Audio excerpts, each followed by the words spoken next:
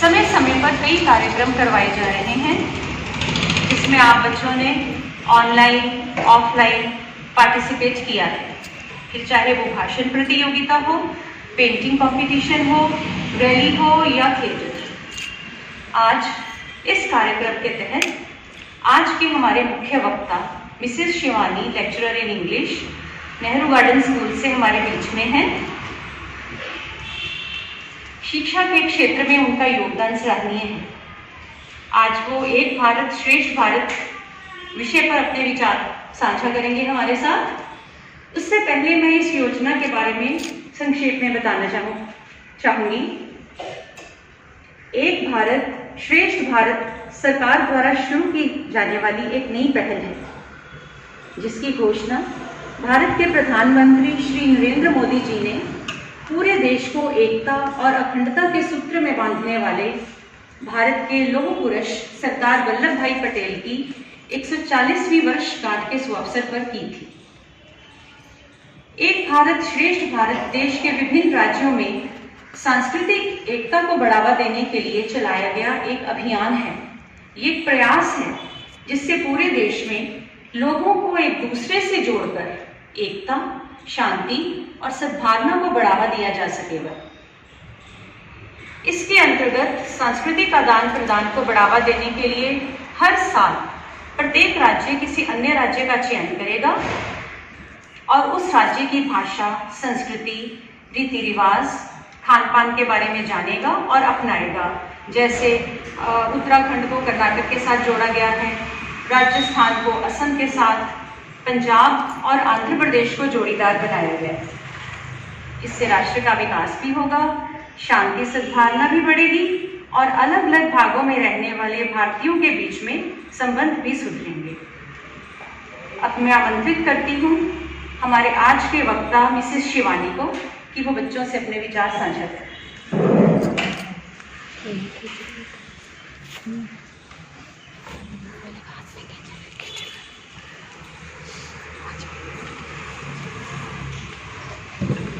Thank you so much, ma'am.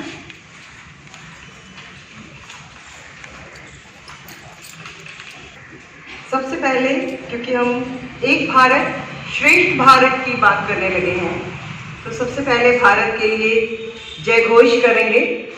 Bharat माता की जय, भारत माता की जय, भारत माता की जय। इसके बाद ही हमारा कार्यक्रम शुरू होगा। सो एक भारत श्रेष्ठ भारत ये विषय अतुलनीय है, जिसकी तुलना ही नहीं की जा सकती है। अपने आप में ही संपूर्ण विषय है, जिसे हर साल आपके यहाँ तो बहुत अच्छे से वीक प्रॉपर इसका मनाया जाता है 31 अक्टूबर से 3 नवंबर तक। तो 31 अक्टूबर ही ये डेट चुनी गई हमारे प्रधानमंत्री माननीय नरेंद्र मोदी जी ने, क्योंकि 31 अक्टूबर को क्या है, सरदार वल्लभ भाई पटेल जी का जन्मदिन। ठीक है, तो जो 31 अक्टूबर 2015 को जब इसकी शुरुआत की गई, तो वो उनके जन्म दिवस की 140वीं वर्षगांठ थी, जब से ये योजना शुरू की गई, जिससे कि विभिन्न सभ्यताओं को आपस में जोड़ने का जो काम था, उसे एक नया मोड़ दिया जाने लगा। बहुत अच्छा विचार था उनका यह, क्योंकि यह एक एकता पर्व है। एक पूरे भारत को, जो विभिन्न राज्य हैं हमारे, उनकी विभिन्न भाषाएं हैं, विभिन्न सभ्यताएं हैं, अलग अलग धर्मों को हम मानते हैं, अलग जातियों से संबंध रखते हैं हम। ठीक है, तो उन सबको जो एक सूत्र में बांधने का जो ये उद्देश्य है, यह बहुत ही सराहनीय था, जिसे हम आज भी आगे बढ़ा रहे हैं। तो जो इस योजना का उद्देश्य मौजूदा सांस्कृतिक संबंधों के माध्यम से देश के विभिन्न भागों में एकता को बढ़ावा देना है। इसका उद्देश्य उन भारतीयों के बीच संबंधों को सुधारना है जो देश के भिन्न भिन्न भागों में रह रहे हैं। तो यह पहल भारत में एकता को बढ़ा रही है। जब जिस तरह आपके मैम ने अभी बताया है कि दो अलग अलग स्टेट्स को आपस में जोड़ीदार बनाया गया है ताकि हम एक दूसरे की सभ्यता को जान सकें, उनकी संस्कृति को जान सकें। क्योंकि अदरवाइज क्या होता है, हम पंजाब में रह रहे हैं, हमें सिर्फ उसी का ही ज्यादा पता होगा, ठीक है। लेकिन जब हम किसी के साथ जोड़ीदार बनते हैं और हमें पता होता है कि हमें उससे रिप्रेजेंट करना है, दूसरी स्टेट को रिप्रेजेंट करना है, तो हम उसे पूरी तरह अपने में ढालते हैं। मूवीज देखते हैं, हम मूवीज देखते हैं, है ना। तो मूवीज में जो हमारा ये फिल्म जगत है, ये भी बहुत भूमिका इसमें निभाता है जब उसमें अलग अलग स्टेट्स की कुछ चीजें डाली जाती हैं। चेन्नई एक्सप्रेस आप सबने देखी, बिल्कुल देखी आप सबने, और उसमें एक साउथ का कल्चर दिखाया गया है ना। इतना शायद हम यहाँ बैठे बैठे हम शायद साउथ नहीं भी गए कभी, लेकिन हमें आज भी एकदम कहीं साउथ का कोई बात भी करते हैं तो एकदम वो चीज दिमाग में आती है कि हाँ, इस तरह का कल्चर होगा वहां। तो ये कुछ जो चीजें हैं, कुछ चीजें हमारा फिल्म जगत बहुत अच्छे से निभा देता है उसमें। इसलिए हम ये भी कह सकते हैं कि हमारा जो भारत है वो उत्तर में हिमालय से लेकर दक्षिण में हिंद महासागर तक, पूर्व में बंगाल की खाड़ी से लेकर तो पश्चिम में अरब सागर तक एक अखंड भारत है। इसके हमारा जो भारत है ये एक महान देश है, हमें सब पता है। और इसके साथ साथ हमें ये भी पता है कि थोड़ी थोड़ी दूरी में ही इसका पानी और वाणी बदलते रहते हैं। मतलब अलग अलग राज्यों में विभिन्न नदियां बह रही हैं, अलग अलग राज्यों में विभिन्न भाषाएं बोली जा रही हैं।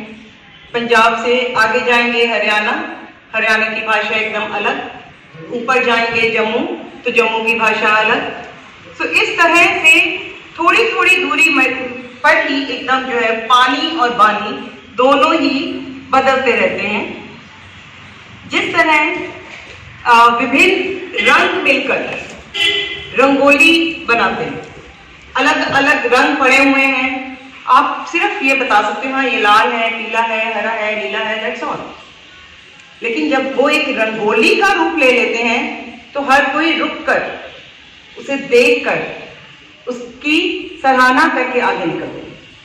हमारे त्योहार आ रहे हैं, जैसे हम हर त्योहारों में भी गर्ल्स को तो वैसे ही बहुत ज्यादा शौक होता है इस चीज का, रंगोली बनाने का, और इतने आइडियाज होते हैं बच्चों के पास इसको लेकर।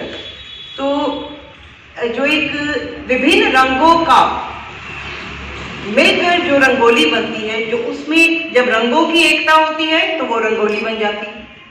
जब लाखों सितारे आसमान में आते हैं, जो अपनी आसमान की शोभा बनाते हैं, बढ़ाते हैं जब, तो वो उनकी एकता बन जाता है। बिल्कुल इसी तरह ही यह धरोहर जो हमारे पूर्वज हमें दे करके गए हुए हैं, हमें इसे हमेशा संभाल करके रखना है, क्योंकि ये विभिन्न सभ्यताओं को आपस में जोड़ने का पर्व है। हम इसे एक पर्व की तरह मनाते हैं, एक त्योहार की तरह ही मनाते हैं। लेकिन कभी कभी ऐसे लगता है कि कहीं हिंदुस्तान खो सा गया है। जब हम कहीं छोटी छोटी बात पर आपस में झगड़े होते हुए देखते हैं, कहीं कहीं लगता है कि हमारा हिंदुस्तान कहीं खो सा गया है। हमें उसे मजबूत बनाना है। ये जो एकता पर्व मनाना शुरू किया है, राष्ट्रीय एकता दिवस पर, क्योंकि 31 अक्टूबर को हम क्या मनाते हैं, अपना राष्ट्रीय एकता दिवस। तो जो ये शुरुआत की गई है ये इसीलिए ही कि हम आपस में फिर से एक बार इकट्ठे मिल करके एक सुर में चल सकें। लेकिन वो जो खो सा गया है भारत, उसके लिए कुछ पंक्तियां से मुझे याद आती हैं।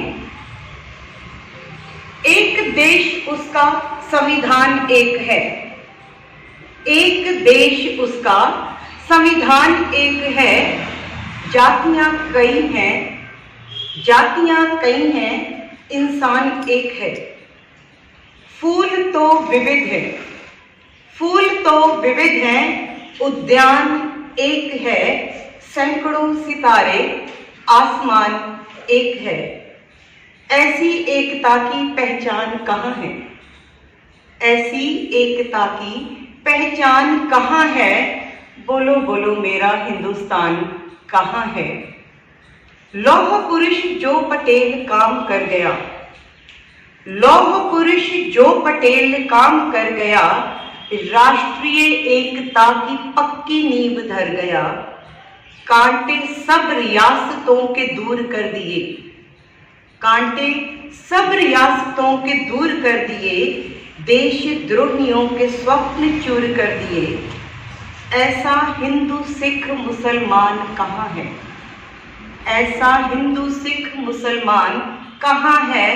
बोलो बोलो मेरा हिंदुस्तान कहाँ है? हम यहाँ पर विभिन्न धर्मों के, विभिन्न जातियों के लोग इकट्ठे रह रहे हैं, जो बहुत कम किसी देश में ऐसा देखने को मिलता है जो हमारे देश को महान बनाता है। बस यही हमें याद रखना है कि जो हमारा भारत है वो श्रेष्ठ है, सर्वोच्च है, सर्वोत्तम है।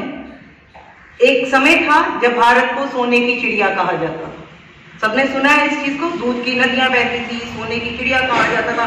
आप लोगों को लगता होगा कि ऐसे कब था? ये तब था जब भारत गुलाम नहीं था। हम आज अमेरिका और कनाडा की डेवलपमेंट को देखते हैं। ऐसा नहीं है कि भारत में ऐसा कुछ नहीं था, क्योंकि 300-400 साल जो भारत ने गुलामी झेली है, इसने उसे काफी पीछे कर दिया और इतनी देर में जो बाकी देश थे वो विकसित हो गए। हमें एकता है, यही हमारा एकता पर्व है जिसे हम मना रहे हैं। राजस्थान में, राजस्थान का खास खाना क्या है? कोई बता सकते हैं? राजस्थान का खास खाना दाल बाटी चूरमा। बिल्कुल, दाल बाटी चूरमा। हम इसमें जॉय उसमें लेना है, हमने कोई एक लेक्चर उसमें नहीं, हमने इसको साझा करना है, अपने विचारों को साझा करना है हमने इसमें। ठीक है, आपके भी कुछ विचार होंगे तो मैं आपको भी उसमें टाइम पूरा मिलेगा। If you want to say anything, आप भी बिल्कुल आगे आके कह सकेंगे उसमें। तो राजस्थान का जो खास खाना दाल बाटी चूरमा है। साउथ में क्या है खाना? इडली डोसा, इडली सांभर डोसा वड़ा, यही कुछ। और ऐसा तो है नहीं कि हम पंजाब के हैं तो हमने सिर्फ मक्की की रोटी और साग ही खाना है और ये नहीं खाएंगे। हम इडली सांभर डोसा भी बड़े चाव से खाते हैं और बहुत हमें आसानी से मिलता भी है हर जगह में। ठीक है, सो जो गुजरात की भाषा की हुई, गुजराती, वहाँ का कॉमन जो नृत्य है वो कौन सा हुआ? गरबा। अभी नवरात्रे निकले हैं, अभी सबने देखा होगा, चाहे हम उसको न्यूज में ही देखते हैं लेकिन उसमें देखते हैं कि किस तरह से गरबा को किया जाता है। और अगर हमें भी कहीं शायद मौका मिलता है तो हम हर रीजन के कल्चरल प्रोग्राम को उतना ही एंजॉय करते हैं, है ना। असम है, असम में एक त्योहार है बिहू, और 2 फसलों के ऊपर ही त्योहार, हमारे वैसे भी जो भारत के त्योहार हैं वो फसलों के साथ साथ ही बनाए गए हैं। हमारा बैसाखी है जैसे, या जो लोहड़ी है, सर्दी खत्म हो रही है, बैसाखी जब गेहूं को काटते हैं किसान। ठीक है, ऐसे ही वहाँ पर भी है माघ बिहू और बैसाख बिहू।